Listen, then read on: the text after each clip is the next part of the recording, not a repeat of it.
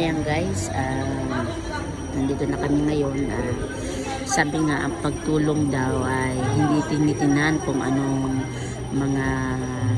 mga religious o ano man yan. Basta ang importante makatulong. Ngayon nandito kami ngayon sa Father Pio at nag-request kasi yung isang pare na humihingi ng tulong na para doon sa mga home for the aged. Ayan. Dito sa may sumulong, sa may sumulong ito. Kasama namin marami. Si Bel. Kumbaga kahit paano meron doon representative ng Citizen Crime Watch.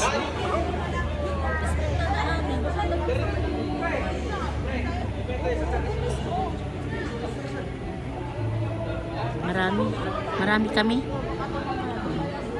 Ay yung Yamaha Sniper. Ayan. Kasama namin mga Yamaha Sniper, yung CRC. Karamuan Riders Club. Oh, Bicol. From Bicol pa ito. Ayan. Kasama rin ang Team Charity Philippines.